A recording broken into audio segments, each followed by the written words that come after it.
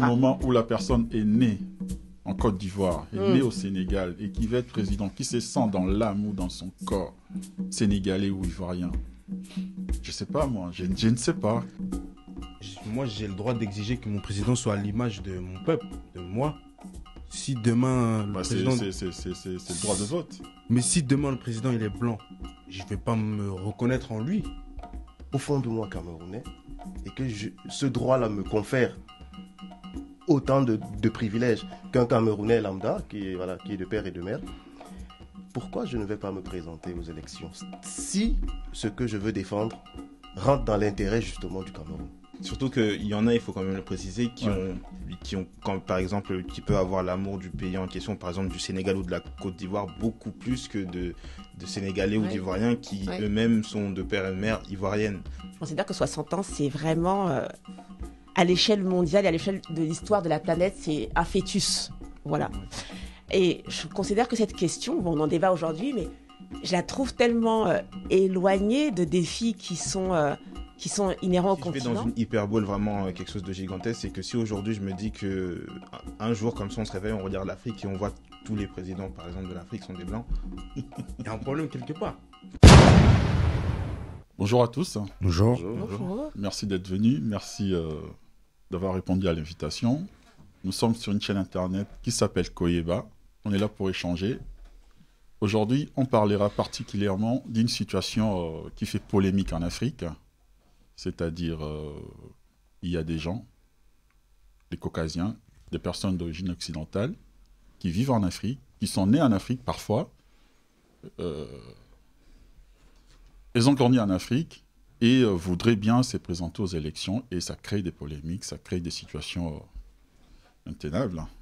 Donc, on va en parler. Est-ce que c'est logique? Est-ce que c'est normal? Elles ont droit? Elles n'ont pas droit? Avant de commencer, on fait un tour des tables.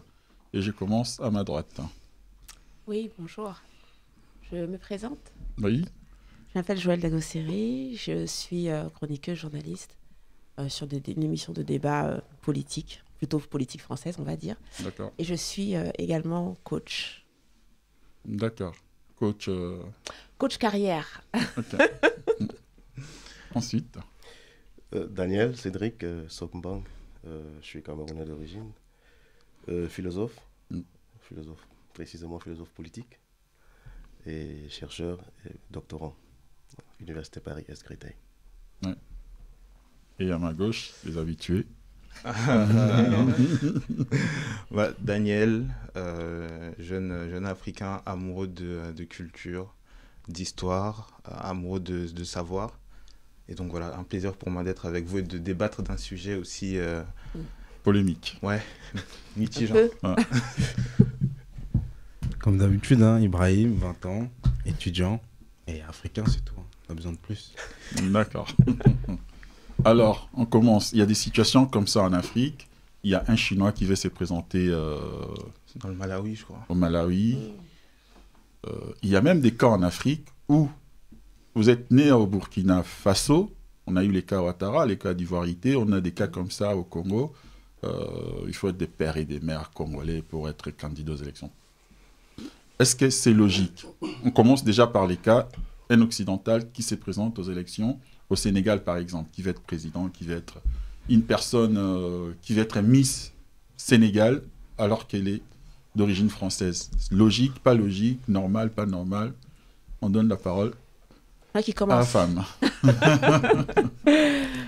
Moi, je pense qu'il faut distinguer deux choses. Je pense d'abord le droit, parce que c'est vrai que je pense que dans ces pays, dans tous les pays, dans chaque pays africain, il y a le droit qui est là. La Constitution. Voilà, la Constitution, et qui dit en fait qui peut se présenter et qui ne peut pas se présenter. Donc, si on regarde, je prends le cas de la Côte d'Ivoire parce que je suis d'origine ivoirienne. On a eu le cas avec Alassane Ouattara sur l'ivoirité et aller un peu chercher, voire des fois traquer dans la descendance et dans les ascendances, plutôt dans l'ascendance des candidats, ce qui pourrait trahir une non-citoyenneté, on va dire. Et donc, il y a le droit. Moi, je suis d'avis que si le droit le permet, qu'est-ce que tu peux dire? Tu peux dire non, tu ne peux pas, etc. Et il y a maintenant l'esprit. Voilà, l'esprit. Moi, je considère que l'Afrique indépendante, on va dire, depuis la colonisation, c'est 60 ans. Et je considère que 60 ans, c'est jeune. On a beau dire que 60 ans, c'est 60 ans.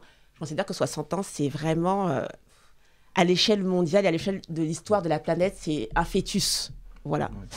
Et je considère que cette question, bon, on en débat aujourd'hui, mais je la trouve tellement éloignée de défis qui sont inhérents au continent, que pour moi, c'est même pas, je vois même pas comment on peut penser et imaginer en fait que un occidental puisse, je parle vraiment de représentation politique, après tout ce qui est Miss et tout, bon, je suis un peu plus mitigée, mais je parle vraiment de la politique. Et pourquoi mitigée déjà? Pourquoi Miss Bon, peut-être parce que j'y accorde moins de sérieux, je sais pas, hein. Peut-être que parce que j'y accorde moins de sérieux. Si, c'est moins sérieux. Mais je pense que pour la politique et ce qu'on appelle indépendance, parce que quand on dit indépendance, on a été indépendant de quelque chose. Indépendant de quoi? Des Occidentaux. Voilà, il faut dire les choses comme c'est. Et donc, si vraiment on va aller au bout de cette indépendance, on doit d'abord régler ce qui est, je dirais, intrinsèque à l'Afrique, et notamment, justement, ces questions d'ivoirité pour la Côte d'Ivoire, ou bien de regarder si est-ce que maman et papa sont congolais, etc. Je trouve qu'on doit s'ouvrir sur ces points-là, sur déjà les personnes qui sont à l'intérieur du continent, avant d'aller s'ouvrir à des Occidentaux qui seraient nés en Afrique ou qui auraient grandi en Afrique. Je crois qu'il faut travailler de l'intérieur vers l'extérieur. Et l'intérieur n'est toujours pas, mais consolidé. Ouais, c'est sûr, et certains, pour ça. aller maintenant s'embrigader dans d'autres choses. Et parce que vraiment, je trouve qu'il y aurait un soupçon, là pour le coup, un soupçon d'ingérence. Tu vois, un soupçon d'ingérence. Oui. C'est de l'ingérence. Oui, mais il y aurait quand même, voilà, je dis soupçon parce que on n'aurait pas une totale confiance, je pense, en une personne qui serait occidentale, née en Afrique. Qui ne représente pas le peuple, surtout. Voilà, exactement. Donc je pense qu'on a vraiment besoin déjà de travailler sur ceux qui sont vraiment sur le continent, ceux qu'on accuserait de ne pas être totalement ivoiriens ou totalement congolais, etc. Du moment où la personne est née en Côte d'Ivoire, est née au Sénégal et qui va être président, qui se sent dans l'âme ou dans son corps sénégalais ou ivoirien, je ne sais pas moi, je ne sais pas. Surtout qu'il y en a, il faut quand même le préciser, qui ont quand, par exemple, qui peuvent avoir l'amour du pays en question, par exemple du Sénégal ou de la Côte d'Ivoire, beaucoup plus que de Sénégalais ou d'Ivoiriens qui eux-mêmes sont de père et de mère ivoirienne. Donc la question qui se pose vraiment, c'est est-ce qu'une personne qui est née par exemple en Côte d'Ivoire et qui s'est vraiment imprégné des valeurs du pays, de l'histoire, et qui se revendique clairement ivoirien pour lui, s'il est convaincu par exemple que se présenter à une élection présidentielle, c'est vraiment ce qu'il faut pour lui, pour qu'il puisse, entre guillemets, faire le travail, est-ce que finalement cette personne-là, on peut lui en vouloir, ou est-ce que ça crée toujours un débat ou pas finalement? Si elle est convaincue que c'est sa manière à elle de vouloir aider le pays qu'il aime finalement. Ouais, Daniel. Bon, moi, à première vue, je dirais que il faut partir du principe du droit. Qu'est-ce qui fait de moi un Camerounais, être Camerounais ou voilà. Je suis Camerounais parce que le droit dit que je suis né sur le sol camerounais et je suis Camerounais. Oui. C'est ce qu'on appelle le droit du sol, je crois. Être né au Cameroun, sauf si les parents décident autrement, mais être né au Cameroun te confère déjà le statut de Camerounais par ce droit-là. Donc ça veut dire que si je suis né au Cameroun et j'ai grandi au Cameroun, j'ai fait toute ma vie au Cameroun, indépendamment du fait que mes parents soient, je ne sais pas trop, mélangés, comme on dit, et que je me sente au fond de moi Camerounais, et que ce droit-là me confère autant de privilèges qu'un Camerounais lambda, qui est de père et de mère, pourquoi je ne vais pas me présenter aux élections si ce que je veux défendre rentre dans l'intérêt justement du Cameroun? Mais justement, on voit dans des constitutions, on voit dans des pays africains des personnes qui sont au pouvoir ou des députés qui essayent parfois de bouger un peu la constitution dans ces sens-là pour empêcher les uns ou les autres à être candidats. Oui, mais la question c'est pas... il faut partir du principe. Le mal, il est profond. Elle a parlé de 60 ans d'indépendance. Bon. Je peux critiquer ça du matin au soir, mais... non, mais c'est pour dire que le mal, il est bien plus profond que ça. Il faut déjà, à la base, qu'on s'imprègne des valeurs même de la République avant de prétendre à quoi que ce soit. Mais quelqu'un qui est né dans ces pays-là... Le problème, c'est qu'en Afrique, généralement, en Afrique, on se laisse beaucoup plus guider par les émotions plutôt que par la raison. Par la logique, la raison. Ouais. Donc, on met les émotions en avant. Tel, il n'est pas de chez moi. Laissez même le fait d'être Camerounais. Si je suis Camerounais du Nord, je concevrais mal qu'un Camerounais du Sud vienne être président. Déjà, à l'intérieur, il y a ce clivage-là. À plus forte raison, quelqu'un qui est né au Cameroun, on sait très bien que son père est peut-être français ou sa mère elle est malgache, mais le fait d'avoir vécu longtemps au Cameroun, les enfants sont nés, ils occupent des postes. Je peux parler, il y a des cas que moi je connais au Cameroun. J'ai étudié avec des enfants dont les parents ne sont pas camerounais. Ouais. Mais ces parents occupent des postes de responsabilité par le simple fait de leur intégration totale dans la société. On a du mal à savoir s'ils sont camerounais ou pas. Bon, si on va fouiller dans le nom maintenant, on va dire l'origine du nom, ça vient de tel, ça vient de tel. Mais la forte imprégnation dans le milieu a fait fondre ces parents-là dans la masse et aujourd'hui ils occupent des postes de responsabilité. Certains sont des ministres aujourd'hui. Maintenant, si on met la question de l'appartenance devant, c'est clair qu'on va aller on va naviguer à perte de vue. On va dire, est-ce qu'il peut... Question d'appartenance, c'est-à-dire Alors, oui. La question d'appartenance, c'est, il est né au Cameroun, mais nous, on ne le reconnaît pas comme Camerounais parce que son père viendrait de tel, ou bien son grand-père viendrait de tel. Oui. Mais ce qu'on devrait se demander, c'est, il est né au Cameroun, bon, je parle beaucoup du Cameroun, excusez-moi. Il est né au Cameroun, mais est-ce qu'il se sent camerounais? Est-ce que la loi lui reconnaît le statut de Camerounais? Si la loi lui reconnaît le statut de Camerounais, alors il a droit à tous les avantages, il a tous les droits qu'un Camerounais peut avoir. S'il est de père et de mère Cameroun, voilà. Mais c'est pas parce que on va dire non, oui, bon, c'est vrai, il a grandi avec nous ici, mais ses parents viennent d'ailleurs, ou bien ses grands-parents viennent d'ailleurs. Mais qu'est-ce qu'il vous apporte, vous? Donc, justement, est-ce qu'il ne faut pas accepter cette ouverture? Et cela pourrait mécaniquement résoudre tous ces problèmes qu'il y a en interne entre les Camerounais, les gens du Nord, comme vous avez dit, et les gens du Sud. À partir du moment où il y a une grande ouverture comme ça peut mécaniquement résoudre d'autres problèmes. Alors, je reviens encore sur ce plateau. J'avais parlé la première fois d'une question d'éducation.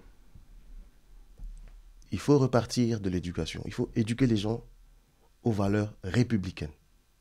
C'est ça le principe premier. Il faut apprendre aux gens dès le bas âge qu'on est Camerounais ou bien on est Ivoirien par ceci ou par cela. On n'est pas Camerounais parce que son père vient du Nord, sa mère vient du Nord, du coup, on est vraiment Camerounais. Non, on est Camerounais par ceci ou par cela. Il faut en quelque sorte, oui, je peux être Congolais parce que mon père est Congolais, je l'ai subi. Alors que je n'aurais pas voulu être Congolais, mais je suis Congolais, ce n'était pas mon choix. Alors, on ne peut pas subir... Je vis en France, je ne veux pas choisir d'être américain alors que je vis en France. Alors, si vous avez choisi de vivre en France, c'est parce qu'il y a quelque chose qui vous porte à vivre en France. Vous aurez pu vivre aux États-Unis, vous aurez pu vivre en Suisse. Mais pourquoi la France? Non, mais ça peut être l'héritage des parents. Les parents étaient ici et je suis né ici. Ce n'est pas moi qui... Ok, vous êtes né ici, oui. Mais qu'est-ce qui vous empêche d'aller ailleurs? Une fois que vous avez pris conscience du fait que... Pour voyager, il faut de l'argent. Mais quand on a pris conscience du fait que où je suis, je ne suis pas à ma place, je m'en vais.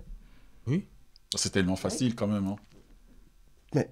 C'est tellement facile de dire ça. Sinon, alors, tous les Africains sortiraient... on voit des gens qui sont en train de mourir dans la Méditerranée. C'est tellement facile. J'ai parlé tout à l'heure de l'éducation. L'éducation renvoie encore à un problème bien plus profond, la mentalité et les habitudes. On est conditionné, qu'on le veuille ou pas, on est conditionné parce que tout ce qu'on fera, on va toujours croire que on subit quelque chose. Mais on a, à un moment, qu'est-ce qui fait de nous des êtres libres? C'est notre capacité à dire, ok, je suis né, j'étais peut-être inconscient jusqu'à tel moment. À partir du moment où j'ai pris conscience que ici, ça ne me va plus, je me donne les moyens de changer ça. Mais parce quand on va vouloir se donner les moyens, on va subir quelque chose de bien plus profond, le poids de la tradition qui va dire, tu n'as pas le droit de parler comme ça, tu n'as pas le droit de réfléchir comme ça. Mais avec ce type de raisonnement, quelle société est-ce qu'on veut construire? On peut parler d'un problème d'un point de vue superficiel. On va donner toutes les raisons de façon superficielle. Mais tant qu'on n'attaque pas la racine du problème, on va débattre ici, ça va toujours être la même chose. Mais pour moi, pardon. Ouais.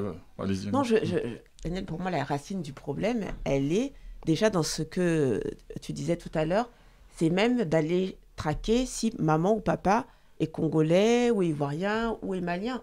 Il faut régler ça déjà avant de pouvoir ouvrir. Pour moi, c'est vraiment important de régler ça et de se dire que peut-être maman, je sais pas, ivoirienne et papa congolais, l'enfant peut se présenter aux élections au Congo ou en Côte d'Ivoire. Si tu n'arrives pas à régler ça, tout ce qui est, je veux dire, intérieur, régional, et que tu ouvres aux Occidentaux, moi, je pense réellement que ça va créer d'autres conflits et que ce n'est pas vraiment la solution.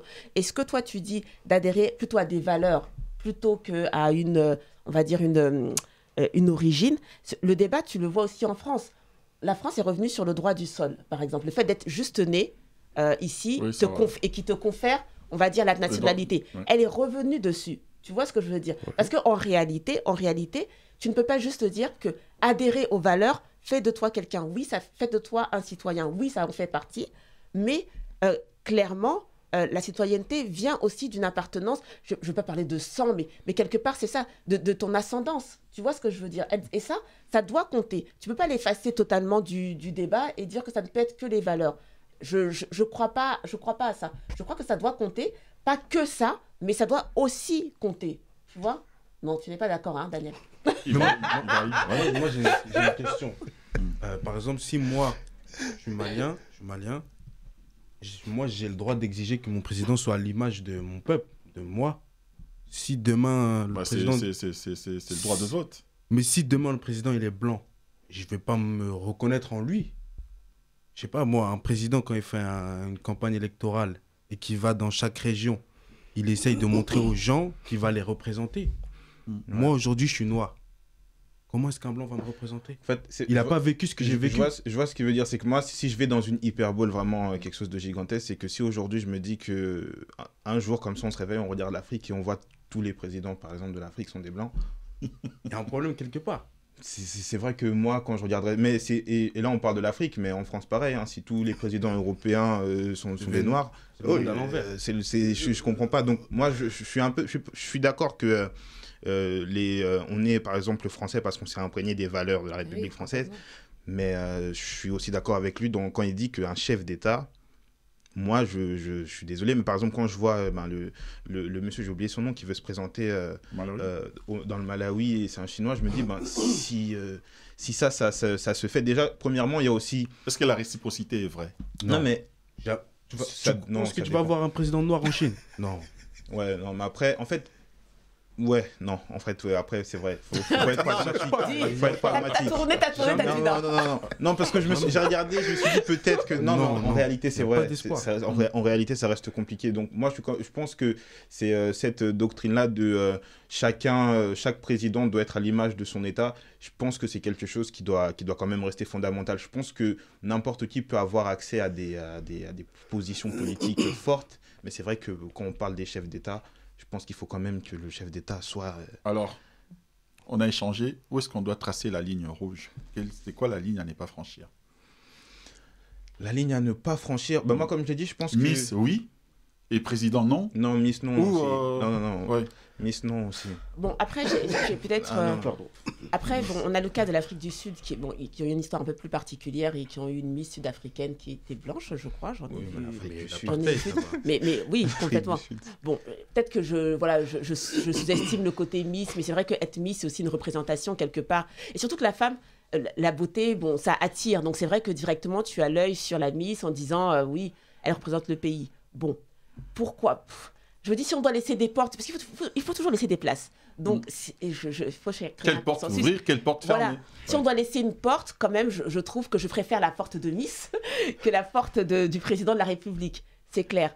Et tu vois, ça me fait penser, ce que tu disais, ça me fait penser aux États-Unis, tu vois, avec Obama, etc. Oui. Mais ils ont pris 400 ans avant d'arriver à ça. Tu vois ce que je veux dire? C'est ça que je dis. Arrivé au pouvoir, on a vu ce qu'il a fait aussi. Oui, je suis d'accord, mais je veux dire, avoir à dire qu'une minorité, parce que ça reste une minorité, un occidental, c'est qu'on dire caucasien, ça reste une minorité, d'accord? Donc une minorité arrive au pouvoir, eux, ça leur a pris 400 ans.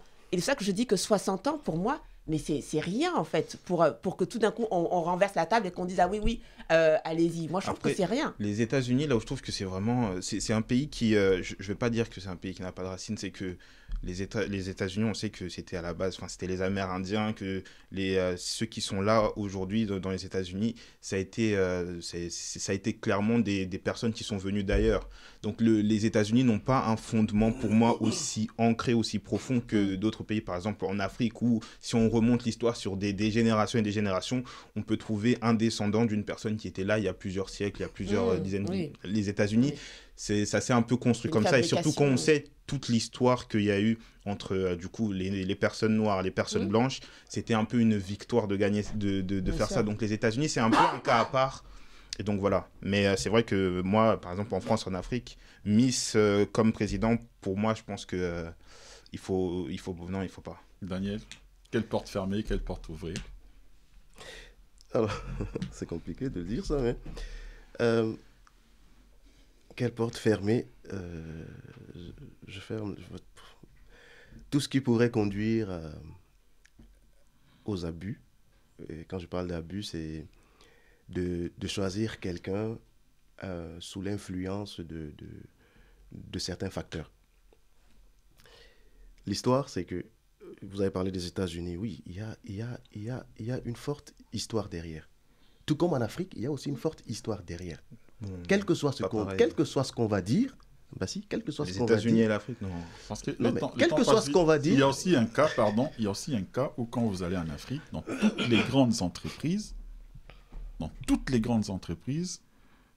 les PDG ou les hauts responsables sont toujours des Occidentaux. Mais ça, c'est aux Africains de se bouger, les gars. Mais il faut déjà voir, ces entreprises appartiennent. Non, mais il y a des pays qui posent des lois là-dessus, qui refusent à ce que... Ces entreprises appartiennent à qui? C'est la question qu'il faut se poser. Et quels sont les contrats qui ont été signés entre ces entreprises dans quelles conditions et nos dirigeants? Une entreprise comme Total, par exemple. Total, s'il faut lier Total, on va lier Total à la colonisation. Parce que c'est une histoire qui remonte à la colonisation. Et c'est un régime qui a été imposé pour maintenir une certaine classe dirigeante au pouvoir. Si vous voulez continuer à rester dans nos bonnes grâces, il va falloir accepter ce que nous on vous envoie. Bolloré a fait fortune dans ce contexte-là. Oui. Mais pourquoi aujourd'hui on va rester dire que ces dirigeants sont blancs mais si nous, on n'est pas capable de bousculer déjà nos propres dirigeants pour que les choses changent, on a beau prendre la position de victime, mais la victime, vous croyez que le pouvoir en a quelque chose à cirer? La victime, on s'en moque. On va trouver des politiques d'adoucissement, mais on s'en moque. Ce qui importe, c'est ce qu'eux, ils gagnent derrière. Donc, c'est au peuple de renverser les choses pour que si un dirigeant... investir en Afrique. Voilà, oui. c'est à nous de dire, Oui. voilà, nous ne sommes pas d'accord avec cette politique-là. Mais que voulez-vous obtenir? Après, Total refusera d'investir. Mais Total refuse d'investir. Pourquoi? Le pétrole que Non, Total vient pas prendre, possible. c'est le C'est pétrole. pas possible. Mais par exemple, C'est la question. Ok, le mais- pétrole. Total vient chercher quoi s'il n'y a rien de concret à puiser? Tu veux prendre ce que j'ai? D'accord. Voici les termes. Tu vas créer ton entreprise chez moi, tout en sachant que tu as une durée d'exploitation. Pendant ce temps, tu as l'obligation de former, moi, les gens que je t'enverrai, pour que quand la durée d'exploitation prendra fin, ces gens-là puissent te passe les remplacer. relais. C'est à prendre ou à laisser. C'est comme ça qu'on construit une société. Sinon, on va toujours rester dans les mêmes problèmes, toujours avoir les mêmes plaintes et croire que les choses vont bouger. Ça ne bouge pas. Mais moi, j'aimerais revenir sur ce que tu as dit. Tu dis que c'est au peuple de faire la révolution. Mais si le peuple fait la révolution, le président ne sera pas un occidentaux. Alors, vous voulez avoir un président, vous avez Moi, je les veux un présidents. président qui me ressemble, qui a vécu ce que j'ai vécu, qui comprend mes réalités, qui puisse répondre aux problématiques que j'ai. Un occidental, il ne pourra pas faire ça. Alors, à la base, le pouvoir, il n'est pas l'homme. Enfin, quand je dis le pouvoir, je parle des dirigeants. Le pouvoir, il n'est pas là pour vivre ce que tu as vécu ou bien pour... Il est là, il va te faire Mais le comprendre. vote est émotionnel. Oui. Moi, je vote pour quelqu'un qui a vécu ce que j'ai vécu. D'accord. Et c'est le vote qui compte. Et une fois qu'il Le pouvoir, accepte... c'est le pouvoir. Oui. Mais pour avoir accès au pouvoir, c'est des élections. Oui. Et moi, je vais voter pour quelqu'un qui a vécu ce que j'ai vécu. Tout à fait. Si le président n'a pas vécu ce que j'ai vécu, j'en ai rien à foutre. D'accord. Maintenant, chaque peuple choisit, on dit le peuple a les dirigeants Qu'il mérite. qu'il mérite. Mais à son image. À son image, Oui, qu'il à mérite. son image, faut le dire. Ça veut dire que si vous voulez des Mais ça va dirigeants... dans les deux sens. Bien Tous sûr. les Africains qui sont ici, qui veulent se présenter aux élections en France, c'est dans les deux sens. On peut pas appliquer quelque chose chez nous et dire quand on est chez les autres, ah mais non, mais si. Alors, C'est dans les deux sens. je suis tout à fait d'accord. Jusque-là, je crois que peut-être on ne se comprend pas très bien. Je suis tout à fait d'accord. Ok. Ce que je refuse, par contre, Non. c'est de mettre les émotions tellement au-dessus Oui. que la ok, raison ouais. nous aveugle, en fait, Oui. que ces émotions nous aveuglent et qu'on passe à côté des choses réelles. Ok. Donc, si je veux un président qui me représente, Mhm. bah, il faut que je fasse ce qu'il Oh, faut c'est- faire pour avoir le qu'il- président ok, qui oui. me représente. Non, là, Maintenant, une fois que ce président, il est là, est-ce qu'il me représente effectivement? Là, c'est un autre débat. Ok. Mais s'il ne me représente pas effectivement, mais parce qu'il est comme moi, on ferme les yeux. Oui. Moi, je suis Non. sidéré. Ah non. Je suis sur ça, sidéré. non, oui. Je suis Là, sidéré. d'accord, En oui. Afrique, je dis toujours, les peuples sont complices de leur propre Oui, malheur. on a l'exemple avec Ouattara. Ouais. En Afrique, je suis contre le fait qu'on On a passe le l'exemple temps. avec- Ouattara, Biya, tout ça. D'accord. Oui, les je yeux. suis contre le fait qu'on passe le temps à vénérer un président. Non, le président. Prétexte qu'il- Président, ministre, à l'étymologie même de ministre, c'est serviteur. Tu es là pour servir. Mais quand on nomme quelqu'un, regardez ce qui se passe en Afrique. Quand on nomme quelqu'un, qu'est-ce qui se passe? On le nomme déjà pour sa propre région, parce qu'on va dire il est de telle région. Mais c'est pas ça qu'on veut. Est-ce que tu représentes le peuple là où tu es? On va le nommer, on va dire, bon, tel ministre là, il est... Je vois un peu le cas, je côtoie un peu la communauté ivoirienne, hein, entre BT et je ne sais Ouais, quoi. si, Voilà, tel président, il est BT, l'autre, il est Djoula ou- Djoula. Mais c'est pas ça dans une république. C'est pas ça. C'est pourquoi je parlais des principes républicains. Que tu sois Djoula, que tu sois BT, que tu sois Annie, il faut d'abord te reconnaître ivoirien. C'est ça le principe républicain. Ouais, bon, après, ça, Oui, c'est le mais ça, tribalisme. C'est un oui, c'est le autre- tribalisme. c'est un Non, autre- faut pas retrouver ces choses. Ah non, non. Moi, par exemple, je suis mais fier, ça, je suis c'est fier déjà, d'être- ça, c'est un autre débat. je suis fier d'être malinqué. C'est pour dire que... Mais ça veut pas dire que si le président, je sais pas moi, il est soninké, je vais dire ah il est pas de Ouais, mais mon en ethnie. Afrique, Ça, c'est- c'est non. dans ta conception. Après, En ce n'est Afrique, pas- oui, c'est mais pas- c'est ça on a qui trop pose un les- truc là. Mais Donc, qu'est-ce qui justifie les guerres, les guerres de pouvoir qu'il y a en Afrique? C'est justement ce principe d'ethnie. ouais. On met ça en avant. Qu'est-ce qui a provoqué le génocide rwandais? C'est qu'on a constaté qu'il y a deux groupes qui se font la guerre de façon silencieuse. Alors il faut exploiter ces failles-là pour diviser Arrive au afin de Congo. régner. C'est ça le principe. Mais c'est Ces gens qui viennent, très souvent on confond. Je ne suis pas pour que les Occidentaux viennent régner. Ça serait une deuxième colonisation et puis une autre forme d'esclavage. Je suis pour le fait que chacun prenne conscience du rôle qu'il a dans le changement de sa propre société. oui, complètement. Parce qu'un président, on l'appelle papa, pour moi en Afrique, ça m'énerve. Mm. Qu'un président se déplace, qu'on aligne des gens de l'aéroport jusqu'au palais pour applaudir, ça m'énerve. Parce que c'est du temps perdu, c'est de l'énergie dépensée à ne rien faire. Qu'un président ou bien qu'un ministre se retrouve en train de jeter des billets de banque sur quelqu'un, ça m'énerve. Ce sont des choses qu'on voit, mais on laisse passer. Mais vous voulez quel type de changement? Parce que même celui-là, même l'étranger, je préfère employer le terme, même l'étranger qui, le jour où il accédera au pouvoir dans un pays d'Afrique, trouvera ce système, il ne fera pas mieux. Il sera la même chose. Mais il fera même pire. Parce que c'est le peuple qui montre les failles. D'accord, les Ah, temps je- pressent. Le On mot va de faire la un fin. dernier tour. Je commence. On laissera les La derniers dame, mots à mot à la dame. Non, D'accord. on commence par Ibrahim. Non, pour moi, comme j'ai dit, il nous faut des dirigeants à notre image. Après, comme il a dit, c'est pas parce que aussi les Occidentaux qui va faire des mauvaises choses. Mais on a vu déjà entre nous ce que ça crée comme problème. Faudrait pas tenter le diable. Pour moi, je pense qu'il faut un président à notre image. La Miss. C'est pas mon problème, ça. Je regarde pas le concours de Miss. Mais c'est pareil. Hein. La Miss, elle représente le pays, donc il faut qu'elle soit à notre J'aurais image. du mal à voir une Miss Congo blanche, moi je le dis sincèrement. Oui, bon, Ouais. c'est vrai que Moi ça me... dit Et, comme ça. Non mais ouais, Métis, quand même. clairement.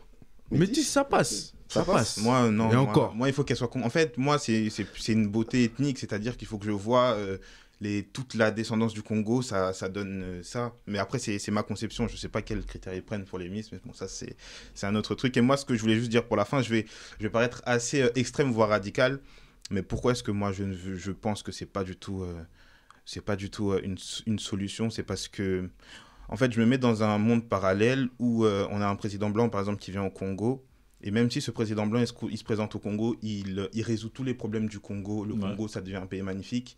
Et ben, j'arrêterai jamais de me dire que c'est finalement que nous, on n'a jamais été capables et qu'il fallait qu'un blanc vienne nous sauver, entre guillemets. Et ça, non. Donc, on va rester entre nous, on va faire le truc entre nous. Si on est assez intelligent, on survivra. Si on n'est pas assez intelligent, on restera comme on est. Okay. C'est ça. Donc, on préfère rester dans Je préfère, cette situation, mais sinon, même s'il y a des compétences ailleurs qu'on peut La dignité, ça exploiter. s'achète pas. Hein. Sinon, Mais après, pourquoi les entraîneurs d'équipe de foot sont... Mais le problème, il vient d'être réglé. Aliou Cissé, moi, je regarde pas le il foot. vient de gagner. Jamel Belmadi, pareil, en Algérie, il vient de gagner. Le problème est en train d'être réglé. C'est juste qu'il y a certains pays qui sont un peu têtus. Des entraîneurs des équipes nationales qui font des bons résultats. Ouais, mais ça évolue, ça évolue. La tendance, elle change. Vous Ouais. savez, la culture est un moyen profond de contrôle. Vous parlez des Blancs, des Blancs, des Occidentaux. Il y a, nous, Africains, nous sommes héritiers d'une certaine culture. Qu'on le veuille ou pas, on la traîne, cette culture, avec nous. C'est celle issue de cet impact esclavage-colonisation. Oui. On traîne ça avec nous. Nous nous exprimons dans une langue qu'on n'a pas choisie, en fait. On est né, on a trouvé ça. Maintenant, alors quand je dis nous, c'est la génération après. Je comprends, voilà. je comprends.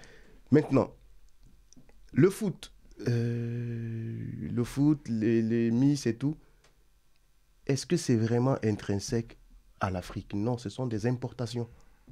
Ce sont des importations. Qui dit importation dit culture. Et Ça permet une domination culturelle. Voilà. Maintenant, ce qu'il faut faire, c'est de dire, ok, ce sont des importations. Le monde vit des importations. Nous vivons en France, mais la France subit la culture américaine.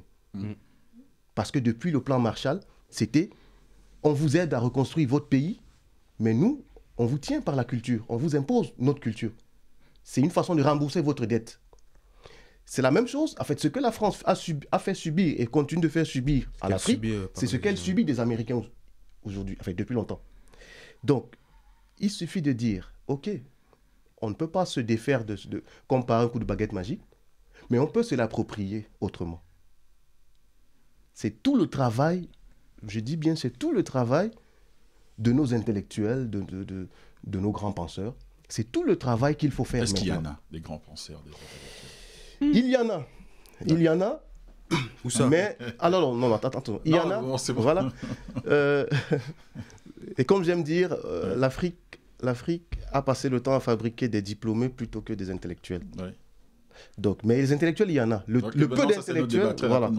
Donc, quand on va réussir à s'approprier ces concepts qui nous ont été imposés, entre guillemets, à les africaniser, c'est-à-dire à les faire correspondre aux réalités que nous, on voudrait voir pour nous-mêmes. À partir de ce moment, les choses pourraient commencer à changer. La vision de l'Afrique et des Africains par eux-mêmes va commencer à changer. D'accord, merci, on reste la parole là. Oui, je rebondis 2 secondes sur ce qu'il vient de dire et puis je finis. Juste pour dire qu'en termes de penseurs et d'intellectuels, moi je pense qu'on en a eu pas mal. Et après, j'ai une vision un peu capitaliste des choses, mais je crois qu'on manque d'entrepreneurs, de grosses fortunes, de grosses richesses. Et je pense que, pour ma part, j'en ai un peu assez des penseurs et des intellectuels africains qui se gargarisent de leur savoir. Mais bon, voilà, ça c'est vraiment pour dire. Mais ensuite, sur la question qui nous occupe aujourd'hui, moi je serais plutôt pour une ouverture à la diaspora. Je trouve que la diaspora même peut être des fois empêchée par les Africains du continent de pouvoir prendre leur part et contribuer politiquement. Aujourd'hui, ils contribuent économiquement. C'est vrai qu'on a beaucoup... C'est un débat qu'on va avoir. Voilà, on a beaucoup la diaspora qui repart avec des projets entrepreneuriaux, je sais pas, sur le continent. Et ça, c'est très bien. Mais je pense qu'on doit aller le niveau d'au-dessus. C'est vraiment ouvrir la politique à la diaspora. Et je sais que les politiciens africains en ont un peu peur, il me semble. Mais alors que ce serait pour moi, au contraire, justement, vraiment une grosse richesse et une avancée, un gros booster. Donc voilà, si on doit ouvrir quelque chose, c'est aux Occidentaux, entre guillemets, on va dire de la diaspora. Voilà. C'est ça. Alors, tout à fait d'accord. Oui. D'accord. Ok, ben merci, c'était le dernier mot, parce qu'on me signale de l'autre côté. Donc merci d'être venu, merci, c'était intéressant. Merci. Et on continuera la prochaine fois sur bien d'autres sujets. Merci. Merci. Merci.